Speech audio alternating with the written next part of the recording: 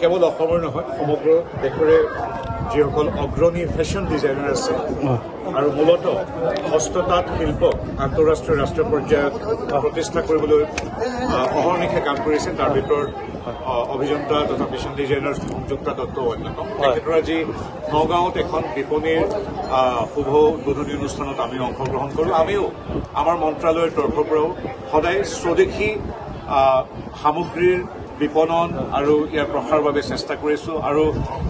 লগতে হস্ততাঁত আৰু হস্তশিল্পৰ প্ৰসাৰৰ বাবে কাম কৰিছোঁ আৰু তাৰে হস্ততাঁত আৰু হস্তশিল্প যি আমাৰ হাজাৰ বছৰীয়া অসমীয়া তথা ভাৰতীয় পৰম্পৰা আছে আমাৰ জনগোষ্ঠীয় পৰম্পৰা আছে আৰু সেই পৰম্পৰা কিমান চহকী তাৰ সাৰ্থক এক প্ৰমাণ হ'ল আজিৰ এই নগাঁৱৰ সংযুক্তা ইয়াত তেখেতসকলৰ আচলতে কেৱল সংযুক্তাই নহয় সংযুক্তা এগৰাকী ডিজাইনাৰ বুলি আমি জানো তেওঁৰ লগত কিন্তু 126 গৰাকী আমাৰ শিপিনী বোৱনী আছে গতিকে এটা সামগ্ৰিক শক্তি আৰু আমি দেখিছোঁ সিদিনাখন তেখেতে লেকমিৰ পৰা আদি কৰি দেশ বিদেশৰ বিভিন্ন প্ৰান্তত ভাৰত টেক্সক আদি কৰি বিভিন্ন প্ৰান্তত আমাৰ বিশেষকৈ আমাৰ অসমৰ ৰেচম শিল্পক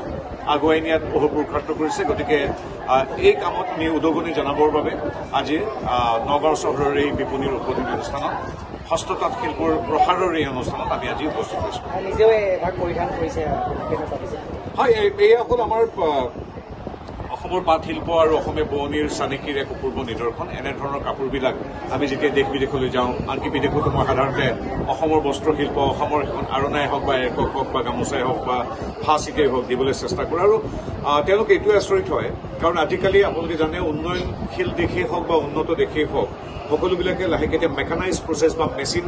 অৰিয়েণ্টেড মেচিন উইভিঙত সদায় গুৰুত্ব দিয়ে পূৰ্বতে বিভিন্ন প্ৰান্তত যদিও হস্ততাঁত আছিল সকলোবিলাক কমি আহিছে খুব গৌৰৱেৰে ক'ব বিচাৰিছোঁ যে পৃথিৱীৰ ভিতৰত সৰ্বাধিক তাঁতশাল আছে আমাৰ অসমত সৰ্বাধিক বোৱনী আছে আমাৰ অসমত আৰু মোদী ডাঙৰীয়াৰ নেতৃত্বত কেন্দ্ৰীয় চৰকাৰে আৰু হিমন্ত বিশ্ব শৰ্মাদেৱৰ নেতৃত্বত আমাৰ ৰাজ্য চৰকাৰে শিপিনী বোৱনীসকলৰ উত্তৰণৰ বাবে বিকাশৰ বাবে বিভিন্ন কাম কৰি আহিছে আৰু খুব গৌৰৱ হয় এইকাৰণে যে বিদেশত মানুহ আচৰিত হয় যে কেনেকৈ কাৰ্বন ফুটপ্ৰিণ্টটো কম আৰু